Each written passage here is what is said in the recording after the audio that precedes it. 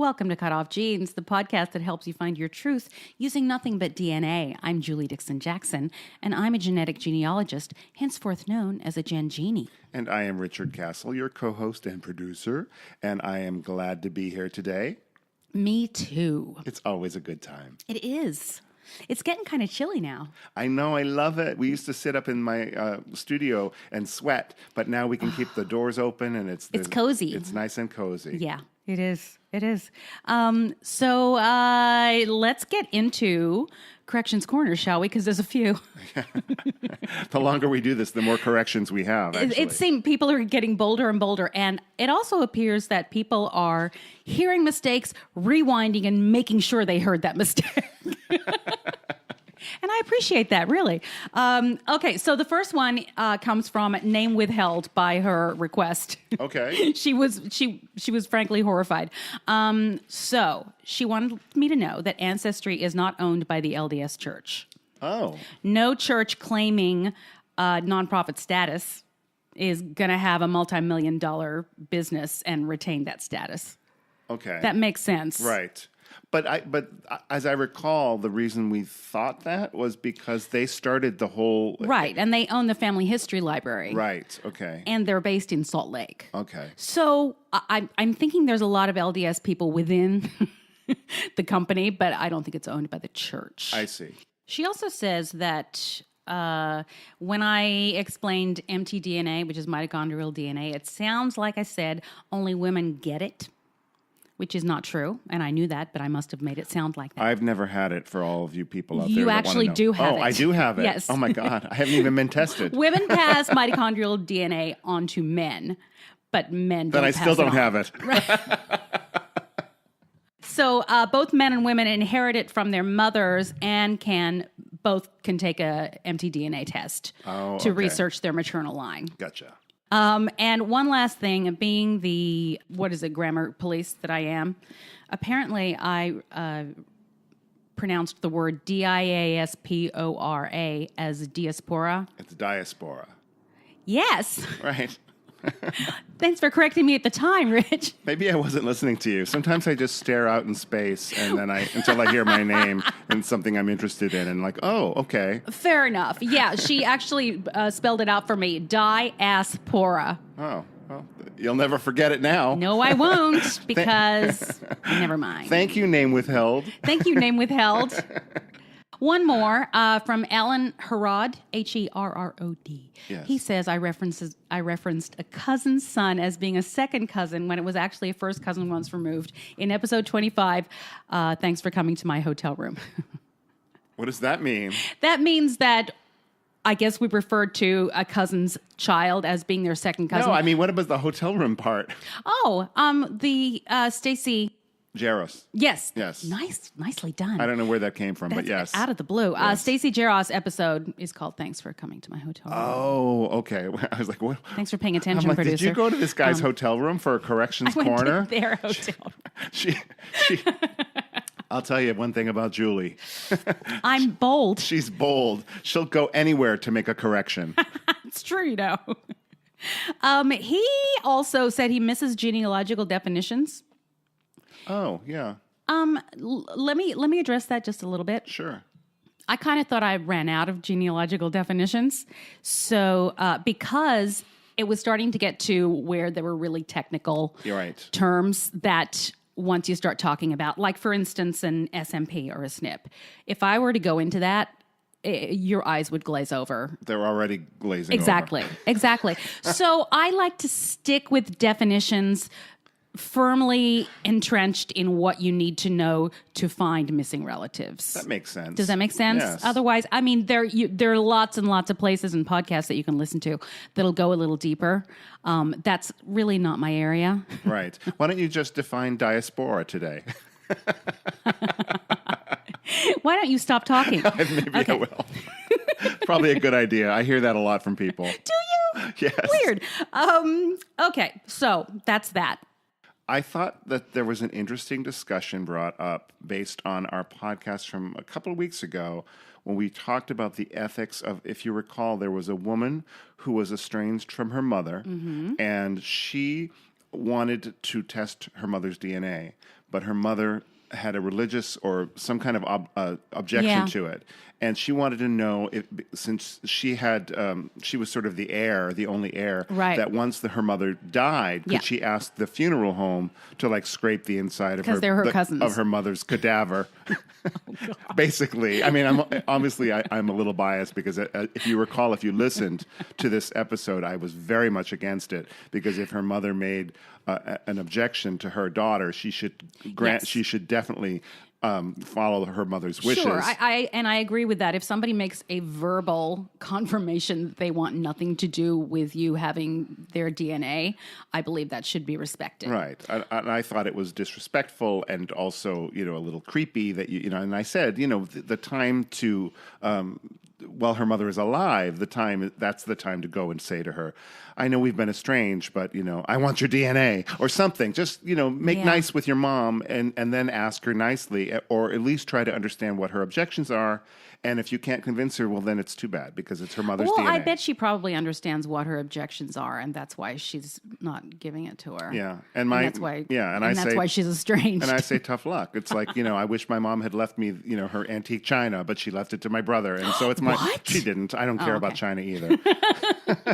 I'm just making that as an example. It was a good one. Yeah, right? Yeah, it was good. So it's too bad, Yeah, that's interesting. But then some people on the website were really interested in this topic. Yeah. And they were saying, well, in that same episode, we talked about how somebody was able to lift the DNA from a postage Yes, stamp. it's something that is going to be available to consumers very soon. And what about the ethics of that? Okay. So how do you feel about that, Julie? I feel as though if somebody has passed and the only way we can ascertain as to whether or not we are related to them or they are our parent, that it's fair game since it went out into the public, much in the same way as how they get DNA off of trash. Or a hairbrush or a fingerprint or whatever Yes. So I tend to agree with you on that. Yeah. I think unless you have direct knowledge that they didn't want their DNA. That they didn't want their DNA, and you're not disrespecting their wishes, then I don't think that is a violation as it is going into your mother's funeral home and scraping the inside of her cheek. Right. Now, interesting. When my father died, I was there. I was the one taking care of him, and I was there as he passed, basically. Yes. And I did not take his DNA, though he had expressed that he was interested in providing a sample of DNA because he actually really liked the idea of using DNA for genealogy, and I was working on his tree. But I ended up not doing it. But if I had done it, I wouldn't have felt badly about it because I knew what his wishes were. Right. So just putting that out there. Okay. Well, and the other thing is, at some point, and I think somebody mentioned this on Facebook, on the discussion, that at some point people will be able to put in their will, like I either want or do not want my DNA. Yeah. I give permission or I don't give permission. Right. And that's an easy thing to do, I would think. But, it still sort of brings up the ethics of like, why do we not just, if someone passes, we don't just harvest their organs, unless they're an organ donor, right? So if they have made it known that I will donate my corneas or my kidney or whatever it may be. Maybe it should be on our driver's licenses. Maybe so. But like things that you leave around the house, a hairbrush or whatever, I think that's pretty fair game. Where I think it gets a little ethically dubious is what you are going to do with that DNA. And we're talking at a time where, we're not asking like, oh, I want to clone my dead mother. Tinfoil hat. Well, I not know, but we have to think about this because it may seem sci-fi now, but Barbra Streisand just cloned her dog, which is absurd. Well, I know we love Barbra and we love dogs, but I don't know that I want to clone them. But whatever. I'm not going to make a value judgment. I'm just saying that at this point we have to think of our DNA as it belongs to our body. It is our person. It is all we have. We take care of our body, and this is all we have through life. And so I don't want someone using my DNA to recreate me or No, I don't facsimile. either, and I don't foresee that happening. However, things have happened in the last couple of years that we never foresaw happening. That many things that we were like, that'll never happen, are clearly happening. Right. So I guess you have a point. Right. So that's how I feel about it. But yeah, it's one thing to get permission from somebody or to assume permission because they died. Somebody said that their father had died 45 years ago and they were able to get some DNA from something. And they'd like to believe that their father would have allowed her to do that if it had even been something it could have possibly been in his mind, which it hadn't been invented yet. It wasn't a reality. Right. But I agree with that. I think there's nothing wrong with going back, and especially if you're trying to trace your family tree and not put them something into evil. Right. Yeah, you're not like Dr. Evil Genius trying to recreate something in a test tube. Right. Also, backtracking a little, what religions don't agree with DNA testing? Do you know? I honestly have no idea. I'm curious as to what she was talking about. So if anybody knows, could you let us know? Or I could research it.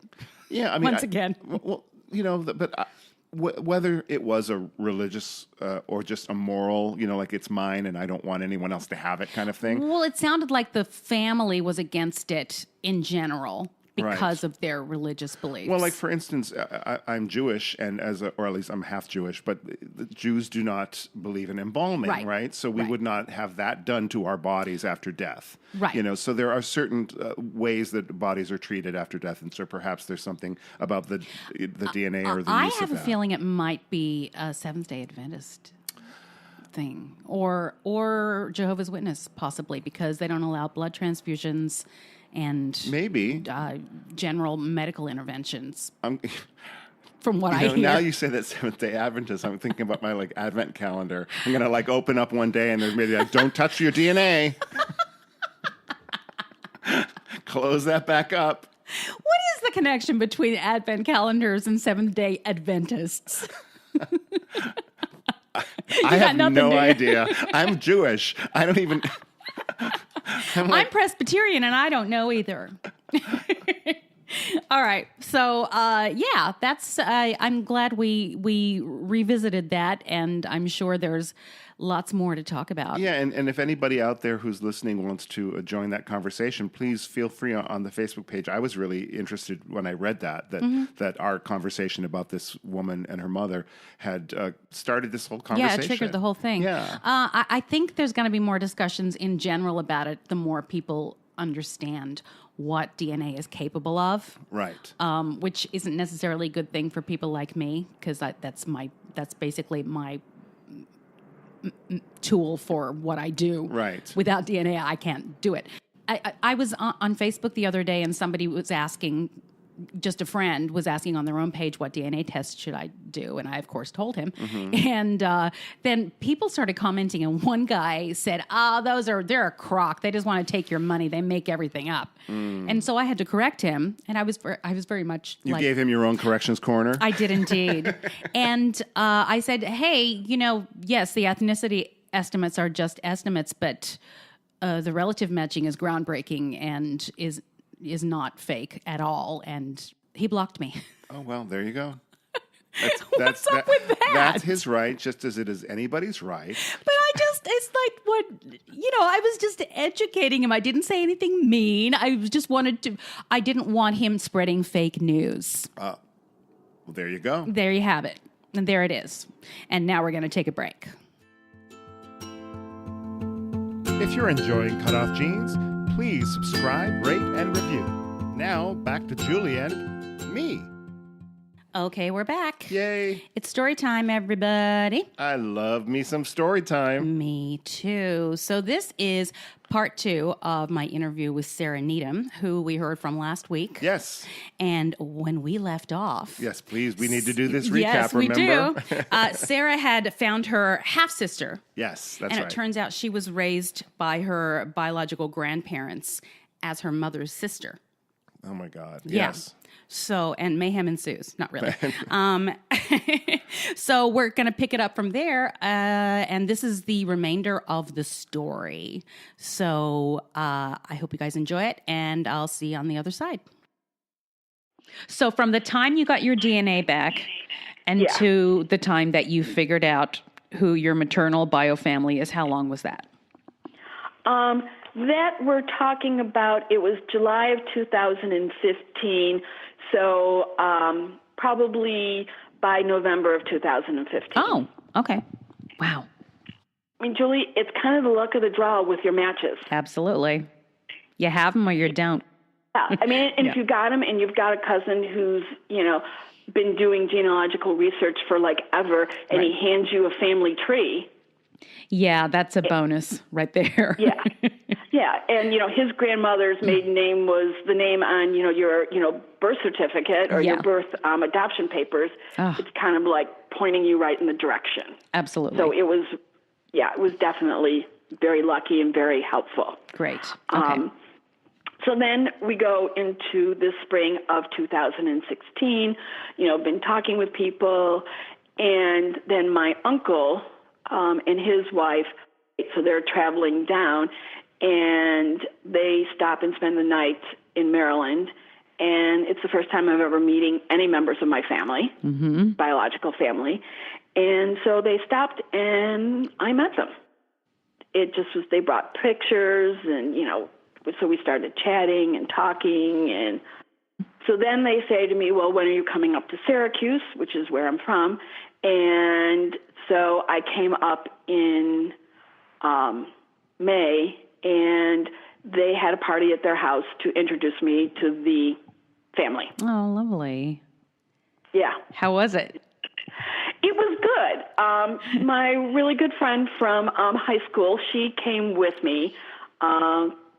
And because, it's a little nerve-wracking. Yeah, it's nice to have a kind of a wingman in situations like that, isn't it? Exactly. Yeah. Lovely people. Absolutely, terrific people. They don't all have, being from upstate New York, they don't all quite have the same political beliefs that I do. To say the least. Yeah. So it was great. So, I'm meeting everyone. And my mother's sister, who had confirmed to Kathy that she had had another baby, was at this as well. And, of course, we know in my brain what I'm dying to ask her is, of course, who is my father? Yes. Again, this is a secret the woman has kept for the last 60 years. Right. And my feeling was she needed to be ready to tell me when she was going to tell me. Yes. She knew that I wanted to know.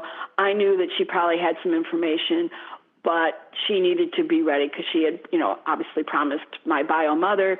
She had promised her own mother. Yeah. She would never say anything. Right. It so happens on my maternal side, probably about 90% of my matches are from my maternal side. Okay. They're French Canadian. Oh, okay. And yeah. So that's a very large group. Yes. And there's some endogamy in there as well. Well, yeah. Have you noticed? Endogamy all over the place. Yeah. And then the first to second cousin match, bingo, she gets back to me.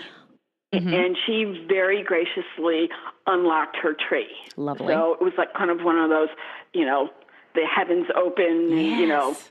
and, like a scene from Monty Python. Yes. I feel you. Yep. And as I looked at her matches, one side was from the upstate New York area that I'm from, and the other side was like from Kansas. Right. And so I'm like going, I'm thinking probably the upstate New York side. Yeah, that would be the most obvious. And she proceeds to tell me that they are, that side of the family are from Romania, but they are Transylvania Saxons. Nice. Yes. What does that mean exactly? They are ethnic Germans. Okay. And they have been in the Transylvania region of Romania. And, of course, depending on what period of history, it could be Hungary, it could be, it's been a number of names, that area, for the last 800 years. Oh, wow. Okay. And, and there's definitely some endogamy there. Yeah. Now, is that what we now know as Transylvania? Like, because I know the borders have changed Yes. over the years, but okay. It is. Okay. It's what we now know in Romania as that region. So the name Transylvania has been attached to it through pretty much almost since the 9th century, when they all went there. And that was, of course, the famous home of Vlad the Impaler. Exactly. Okay. My relatives have nothing to do with Vlad the Impaler. Sure they don't. Want Okay. to be clear. Of course, I'm very interested in the history about it as well. But it did present a research conundrum. One, of course, was endogamy. Yeah. Because obviously close-knit community, in those 800 years, they really did not marry outside of their community. Right. They're Lutheran. Oh, okay. And they that's just didn't. And then you also have the stories of, when you're looking at it, is that a woman's husband died, and then his brother's wife died, and so she married, her husband's brother, yes. And then their children married each other. Yeah, just a nightmare. Just a nightmare for any genealogist. Yeah. Yeah. Well, and then you throw on top of it is that they all have the same names. So, at least with the French Canadians, there's a great diversity of names. Right. That helps. And I only really had, from her, really, I didn't have a lot of brothers and sisters in the family tree. Right. She pretty much had... just the direct lines. Yeah. Yeah. Pretty much that. Yeah. So I kind of had an idea, but again, did my research. Right. This is when you do the quick and dirties. Exactly. Right. I did. For me, I call them my research trees. Well, because, that's a very civilized way to put it. And then two, with, such similar names. And not only that, but in the area in upstate New York, in the city where they all lived together. Okay. So one person might live in, say, Water Street. Well, you'd have 6 of them all related to each other living on Water Street. Right. So just one entire page of the census is that family. That family. Yeah, that's And then, fun. of course, they all have the same names. Yes. Exactly. And then the children are names. all around the same age. Right. I'm researching away, this kind of thing. I have my mother's yearbooks. I'm looking at them. I'm looking at, I'm trolling for, that, last name. And then I go to visit my aunt, my bio mother's sister. And I go actually with my younger half-sister. And we go, and we have a nice time, and I'm being pictures of me, and I'm, talking. And I brought the yearbooks along. And so she opens the yearbook, and she points to the person who my grandmother told her was my father. Oh. How did she present that? Did she point and say, "This is your father"? Yes. Oh, wow. And we had been talking, so it wasn't just like, okay. It wasn't out of the blue. Yeah, no, it wasn't out of the blue, because, we had gotten to that point, and, I said, I brought the yearbooks and pictures. Gotcha. And, okay. Yeah. So it wasn't really surreptitious. You were, okay. Yeah. All right. And this guy did not have the same family surname as from my cousin, from the DNA. Uh-huh. And I'm like, but I had pictures of him, obviously with my mother at the time, and obviously they were going out and dating and that kind of thing around that time. Uh-huh. And so I'm like, well, maybe it's a line of it, because I haven't figured out everybody. Yeah. So I start researching that family line, digging into everything, And actually he was a fairly well-known individual. And also there was newspaper articles about him and my bio mom back in grammar school, and there was a boys against girls basketball game that the two of them were playing in, and how the two of them were in the article was that he had fouled her and she had made the first points for the girls. My mother was very athletic, from what I understand. Okay, this is very poetic right now. Is all I have to say about that. Okay, very cool. And so I'm doing this, doing all the research, and so I'm like, okay, I'm going to contact them. Mm-hmm. And again, used, adoption DNA, did the, letter and let the group look at it and say, well, blah, blah, blah, my mother, this and that. And of course, I didn't know this at the time, but for years, until they each passed away, they worked together on the high school reunion. Your mother and this guy? And this guy. Okay. Who my aunt and grandmother said was my biological father. Right.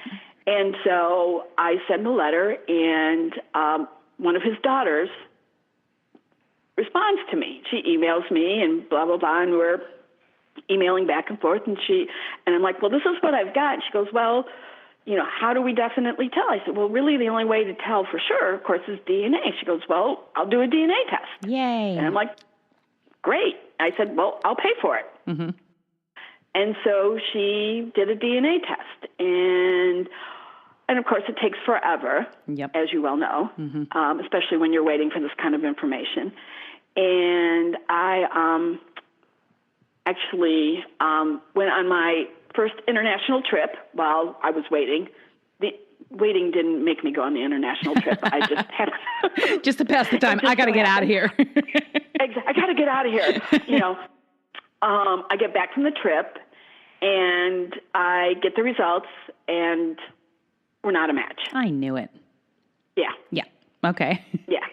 Yeah. I mean, and half siblings, it's not like your third or fourth cousins where no. you might not be a match. Yes. Half siblings, you got to be a match. Yeah. If you're not even close to a first cousin, there's no way. But so exactly. she wasn't a match at all. No, right. She wasn't. Okay. I mean, she was bummed. I was bummed. Yeah. But, fortunately, we still communicate. Good. So yeah. And she helped you find that truth, so that's nice. Exactly. Yep.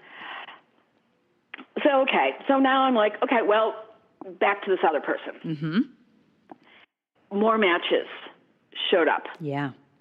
In this line. And so then I start, building out trees and contacting people and, doing all the things you're doing, looking at immigration records. Yeah. I mean, pretty much going through and looking at everything you can possibly look at online. Mm-hmm. And kind of once again, I've built out a tree, and I'm kind of confident of one of the surnames. Okay. Because I have several matches on that particular surname. And this would be, actually, as it turned out, it was the paternal-maternal line. But I didn't have any on the paternal line. Yeah. And, again, I didn't want to make a mistake, and so that's the magic. That's really the magic that happens when you find a match from two separate potential grandparents on either side, and that's how you can go, okay, I'm on the right track now. Exactly. Yeah. And then I get a email from this woman who is doing research on her daughter's paternal line. Uh-huh. And isn't her daughter's paternal line the line I'm looking for? Of course it is. Okay. And she had, of course, looked at the trees that I had built and that kind of thing, because, of course, it had been all public at that point. Right. And she was looking at it, and she was asking questions, and what about this, and what about that? And, so I said, well, let me go back and kind of rebuild the paternal line and really pay minute detail to it. Because with them, like I said, you can have two people with the exact same first name and last name, and their birth dates are like within a year of each other. Right. And they live in the same area. Right. So she said, well, her daughter was testing. And I'm like, great, because I'm thinking, she doesn't have the paternal-maternal line in her. So if she and I match, that's the paternal-paternal line I'm looking for. So I'm waiting, and bingo, she pops up. And I'm like, yes, I've got one. The daughter pops up. The daughter pops up. Okay. Finally, I've got, in a sense, in my mind, a confirmation that I have people on one side and I have people on the other side, and they match together. Yes. And it was the right last name. Because what also threw a loop in this is that two sisters married men with the same last name, but I could not figure out how they were, if they are related. Right. You couldn't find a connection. I couldn't. I mean, the connection might be back in the old country. Yeah. But I couldn't find the connection here. Okay. So, just because they had the same last name didn't necessarily mean it, but where, her common ancestors, when you clicked on it, was like my first cousin once removed. So it was all the right people that I'd been looking at. Okay. That were that particular surname. Yes. So I'm like, good. Yes. Okay. And then one more popped up. So I'm like, okay. So then it's time again, in my view, to do the letter thing. Yep. And so I did the letter thing, and I sent the letter, and I actually talked to that first cousin once removed and said, of his children, who do you think I should contact? Because, they knew each other. And you're probably saying, well, why didn't this cousin contact them for you? Yes, why didn't this cousin contact them for you? Yeah. I'll do that for you. Thank you. Her mother, who would have been my first cousin, once her mother was kind of wary of the whole thing and really kind of stopped providing information at a point. Okay. And as I got to know more about what had gone on in that part of the family, it was, it's not like horrible. It's not like murder or anything like that. It's just very heart-wrenching and difficult kind of thing. Sure. It just wasn't really, I needed to do this, not her. Right. It was nothing that she wanted to revisit. She reached out to who would be my half-sister, and really just in her own doing research and didn't really get a response for her. So she suggested the person who is one of my half-brothers on that side. Okay. So I did. I sent him a letter. And I didn't hear anything. But then again, as you know, it's all of a sudden after 60 years, someone, pops up and says, hi, you kind of have to think about it and adjust. Sure. Yeah.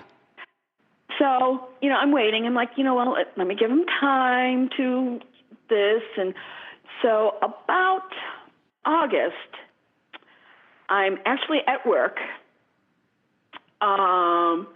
And I happened to, I don't know why, but I happened to check my matches. And there he is. The guy that you sent the letter to? Yep. Oh, okay. And it's like, well, and he pops up as, of course, close family to first cousin. Boom. Being that, boom. Being half brother. He's, Okay. So then I actually go back to my group, of course, because they're a great support group and great, information, the adoption group. DNA adoption. And they're like, well, why don't you pop everyone in DNA Painter? Yes. Yeah. I love DNA Fabulous Painter. tool. Yeah. Just great tool. So I do that, and I'm like, well, he can't be an uncle because that would make, I'm older than all of them. Right. Okay. So I can't be an uncle. So wait, are you using the what are the odds tool? Yes, I'm using what are the odds. Love what are the odds. Okay. Yes. Okay. So again, another letter. And it was like, thank you very much for testing. I really appreciate it. As you probably, and in it through their guidance, I kind of guided him through where to look for the centimorgans and kind of what it meant. And I sent him a chart, a relationship chart and that kind of thing, because again, people are new to it. I remember what it was like when I was new to it. Right. And still didn't hear anything. Okay. I mean, I totally get that, because it's really, all of a sudden you find out you have a half-sister that you never knew of. And when I did send the letter to him, the first letter, I did say to him, from what I understand, and this is from my non-identifying information, is that my biological father had no idea about me. I mean, it kind of says that the father was not involved in any of the adoption things and that kind of stuff. Right. So then I, said, I'd like to share my tree with you, the one that I've built. So, I haven't kind of heard anything. And so with the group and that, I look for phone numbers, because I'm like, well, it's time to pick up the phone. Yeah, I was going to say, how long did... I mean, I can't believe you did one snail mail. Like 5 months ago. So I tried calling him, but all the numbers we found did not work. Yeah. And that happens. Yeah, it happens a lot. So that's when I went to the buttons on Ancestry DNA.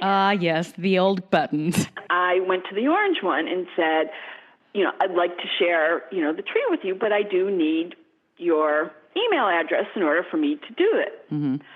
So a few days later, I get a very nice but short email back that basically said, "Good morning, Sarah. Here is my email address. Thank you."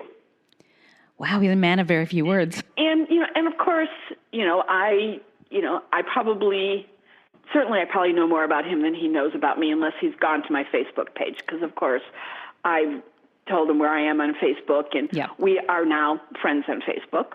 Finally, which is good. Yes. And so I sent him the tree. And he sent me his email. So then I had found a little newspaper clipping talking about how our aunt, who would have been my cousin's grandmother, had visited his mother and their family in upstate New York for his sister's graduation. And you know how little local town newspapers. And so I sent that to him and said, "Thought you might like this." Uh-huh. And so then he emailed back and, said, "Well, thank you very much. This really made me smile." So then I sent him a Facebook request, and he said, and he accepted it. And you know how you always look for commonalities. And, from what I can see, he likes to drink beer, because he posts pictures of beer. When I travel, my friend and I, we like good beer, so we post pictures of beer on Facebook. And he likes historic stuff. And so, I don't really expect him to call me one day and say, "Well, why don't you come for Thanksgiving dinner?" But we're getting to know each other. So I'm kind of good with that. Okay. So you're both clear that you have siblings?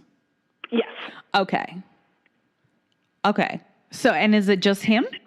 There is him. He has a sister, and he has a brother. I believe the brother lives in London. Okay. That's what my cousin told me. Okay. As well as his cousin. And his sister also lives in upstate New York area where he lives as well. Okay, and you all have the same father? We all have the same father, yes. Okay.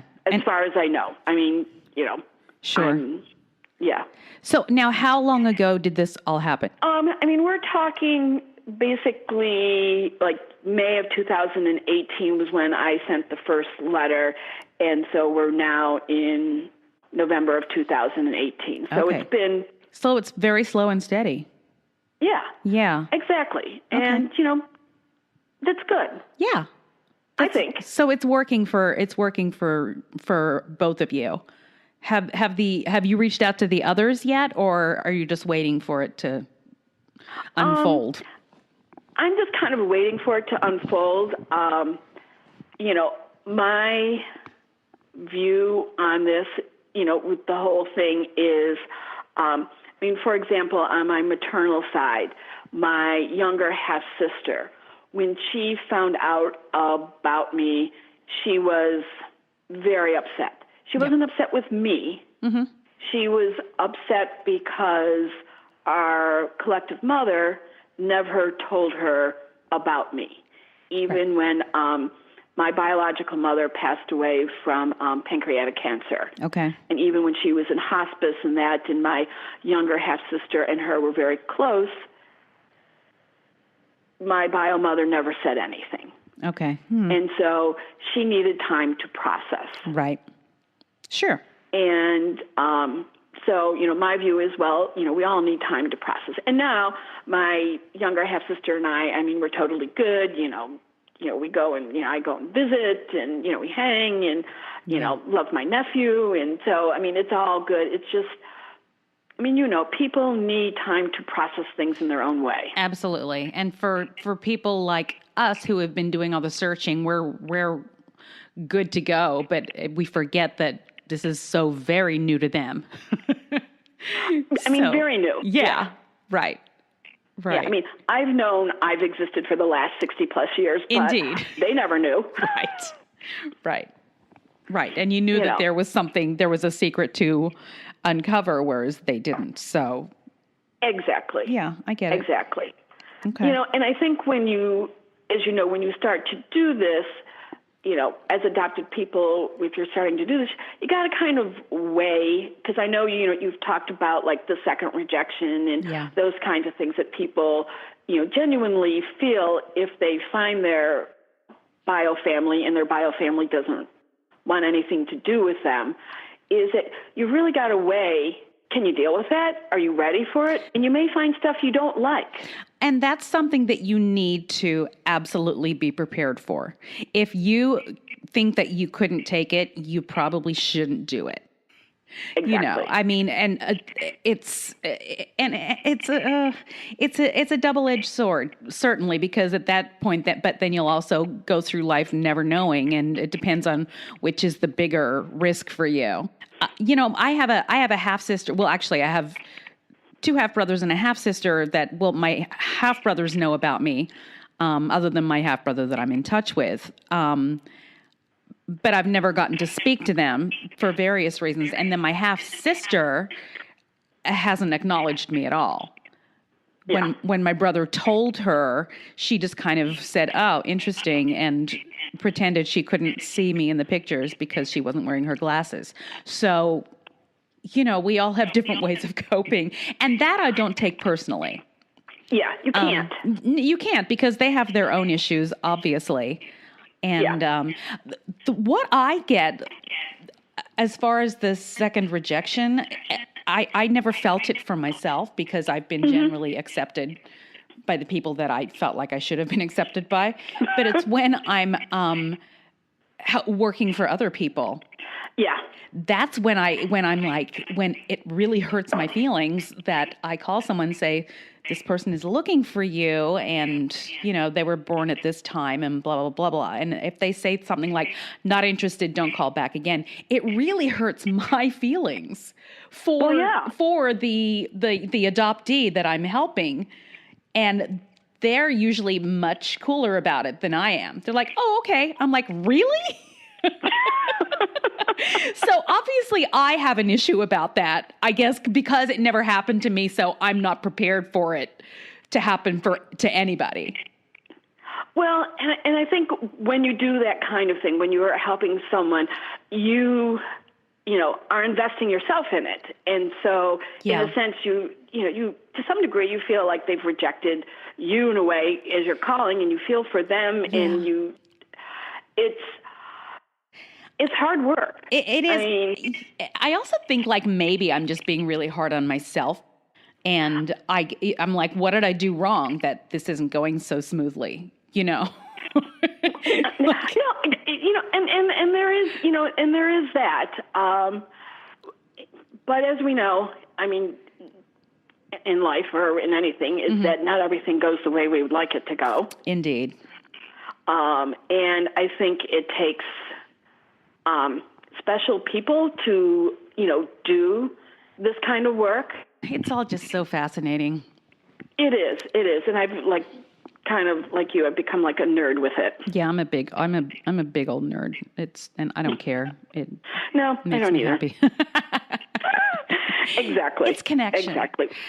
So thank you so much for taking my call. It's been a pleasure listening to your story and your insight and your experience. And I'm delighted to have heard it. And I can't wait to share it with our listeners. Well, I can't wait to hear it. Thank you so much. You're welcome. And thank you. You're welcome. And as you would say... You want to say it together? Sure. 1, 2, 3. The truth is in your genes. Excellent. All right. What do you guys think? Wow, great story. Cool story, bro. No, that was great. I love how everybody's story is so unique. And yet universal in a way, because everybody can find something in it where we go, oh my God. Absolutely. But the one thing we know about this is that we don't know anything about this. You know what I mean? You just don't know how people are going to react. Julie, you're so profound. I know I am. Call me Confucius. All right. Well, you're confusing. Maybe Call that's me where confusing, like we need to. So thank you, Sarah, so much for taking my call and for talking to me and telling everybody your story. Yeah, thank you for reaching out, Sarah. Yeah. It's really important for all of you folks out there. If you have a story that you'd love to share, we would love to have you on the show. Yep. Give me a jingle jangle. Hey, Sarah, you can find Sarah at sarahneedham.com, and she has the ABC blog, Adoption, Baking, and Cancer. Oh, wow. Those are 3 things I wouldn't think to put together. So she's got she's cornered the market on that. She's cornered the market on those 3 things that all go together. Anyway, so hey, I think we're out of here. Yeah. Well, then I think I'll tell you a little bit about myself. I think you will. I'm Richard Castle, and you can follow me on Twitter at Castle Songs, or you can visit my website, which is not about genealogy or DNA in any way, but it is richardcastle.com, and you might learn a little bit something about what I actually do for a living. Which is write musicals. That's correct, and play the piano and write songs. So yes. When are you going to write a genetic genealogy musical? Well, you know that when I do, guess who's going to be Mama Rose. Mama Jean. Mama Gengini. Get on that right now. I dream of Gengini. Thank you. Here we go. It writes itself. Yes. I am Julie Dixon Jackson at Jules Jackson on Twitter. You can find the podcast at Cutoff Jeans Pod on Twitter. You can find us on Facebook at Cutoff Jeans Podcast. And you can send me an email at julesjackson@cutoffjeans.com and say nice things to me, offer your services, tell me a story, all of the above. Give me a correction. I love hearing from you guys. Or just say hi. Or just say hi. I got the best letter this week from a listener who at the beginning, when he first started listening to the show, he just kind of fell upon it. And while he's been listening to it, he realized he had a really high match on Ancestry. And turns out it's a half-sister. Oh, wow. That he never knew about and his dad never knew about. It's a kismet. It is. That's a musical reference, people. An old one, but, this is what we do here. We mix DNA and genealogy with musical theater. What a surprise. And movies. Yes. Like Waldo Pepper. And there it is. That's what we call a callback, everybody. Okay. Hey, I forgot. I have to tell you something. What is that? The truth is in your genes.